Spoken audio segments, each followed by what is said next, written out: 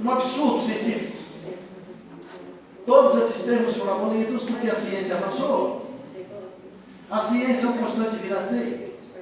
É uma reconstrução contínua de conceitos. E o que aconteceu é que a mente já é considerada uma entidade independente do cérebro.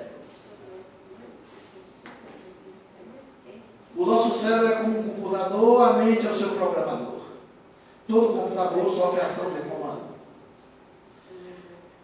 Como, por exemplo, você pode programar seu suicídio. E você pode se matar no corpo. Mas você não pode matar quem programou o suicídio.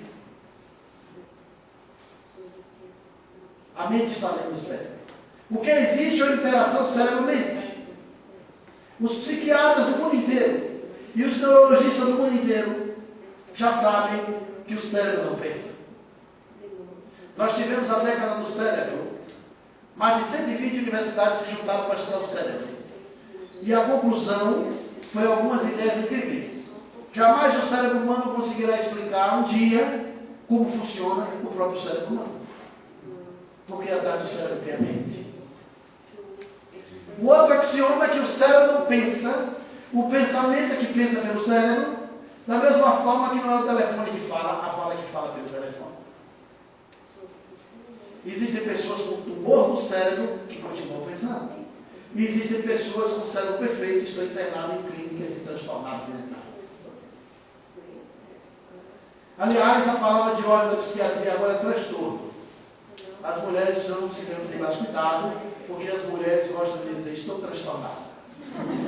E aí estão enquadradas na psiquiatria.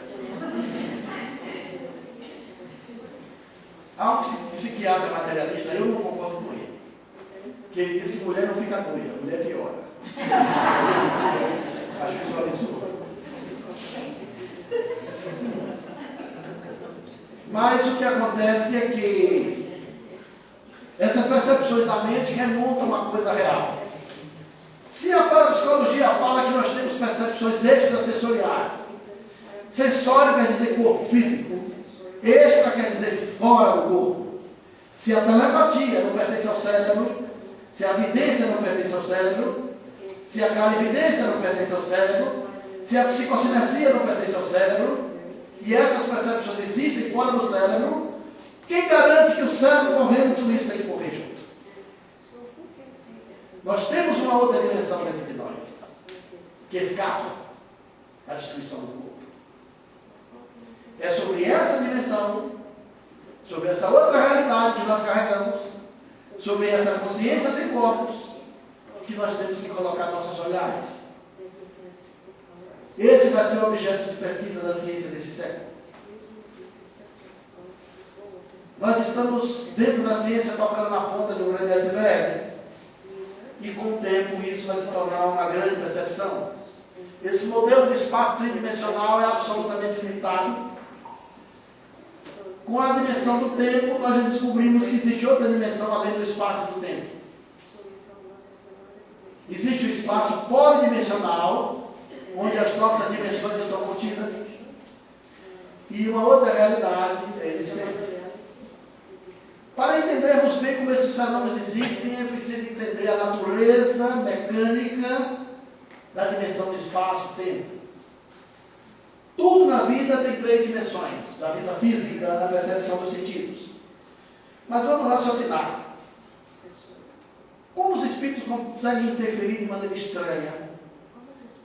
Como eles podem colocar uma imagem dentro de uma televisão, que conforme ela é elaborada para eles falarem conosco, desafia todas as leis físicas da eletrônica? Os equipamentos são colocados de uma forma que tem tudo para não funcionar. O que impressiona é que mesmo assim eles funcionam. Como os espíritos podem levantar objetos materiais? Fazê-los desaparecer aos nossos olhos? Ou fazê-los aparecerem aos nossos olhos? Como é o caso dos transportes e dos aportes de materiais, que são profundamente estudados hoje em muitos laboratórios de pesquisa. Como pode o espírito fazer uma escrita direta? Os pesquisadores do passado colocavam uma gaveta fechada com a altura de 3 centímetros. E botava folha de papel e uma caneta deitada. Minutos depois abriu a gaveta. O papel estava todo escrito. A caneta não tinha como se levantar. Como aquela escrita foi feita? Fenômeno paranormal. Outras pesquisas extraordinárias foram feitas com um controle absoluto de pesquisas. Um método de olhar rigoroso. E os pesquisadores não tinham explicações. Os fenômenos paranormais desafiam a lei da gravidade. Os fenômenos paranormais alteram aquela lei da física que diz que 2 corpos não podem ocupar ao mesmo tempo o mesmo lugar no espaço. Isso só vale para o mundo sólido, na percepção dos nossos sentidos. Para os fenômenos paranormais, essa lei não tem sustentação científica. Essa lei é violada. Vamos imaginar uma outra realidade. Imagine um espaço bidimensional. A percepção imaginária do espaço bidimensional seria de um ser superficial. Um ser que não tem altura, não tem volume. Esse ser seria uma sombra. Essa imagem que está dentro desse quadrado de linha pode ser vista como um ser humano. Imagine que esse seja um ser humano em forma de sombra. E vamos imaginar que essa sombra seja viva. Uma sombra não tem altura, tanto é que ela se molda pela superfície. Você não vai conseguir nunca pegar uma sombra, porque ela não tem espessura. Falta a sombra numa dimensão, a de altura que lhe dá a ideia de volume. Se eu aplicar a lei convencional da física clássica, que 2 corpos não podem ocupar ao mesmo tempo em lugar no espaço, esse quadrado que eu fiz na dimensão da sombra constitui para ela um obstáculo. Essa sombra estaria presa, como um quarto nos prende. Eu não posso atravessar as paredes do quarto se não tiver uma porta. Concorda? Façamos de conta que essa sombra esteja presa.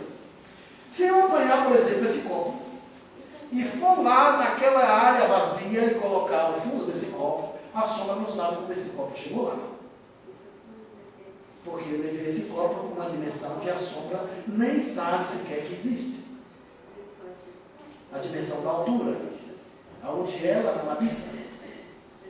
E se esse copo já estivesse lá, e eu retirasse, para todos os efeitos, eu tinha desmaterializado o copo aos olhos da sombra. Mas eu não desmaterializei. Eu apenas coloquei o copo na dimensão onde a sombra não está.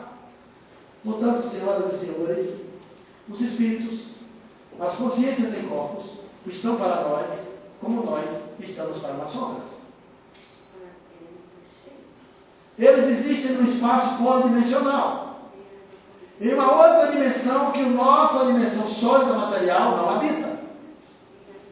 Por isso eles podem envolver o objeto material, tirar da frente dos nossos olhos. E isso não é uma desmaterialização. Tirou da nossa dimensão e devolveu de novo. A dimensão onde os espíritos habitam está fora do tempo e fora do espaço. Essa dimensão é a dimensão da nossa consciência, porque todos nós também somos espíritos. A diferença é que temos um corpo. E esse corpo é temporário. A nossa consciência antecipa o nascimento do corpo e sobrevive à decomposição dele. Nos condicionamos a perceber o mundo pelos nossos sentidos. E os nossos sentidos são absolutamente limitados. Quem quer entender o mundo pelos seus sentidos, viverá no mundo com a venda nos olhos. Não conseguirá perceber a profundidade das coisas. Estamos diante desses fenômenos paranormais com um grupo de índios que vieram visitar os brancos e nunca tinham visto a televisão.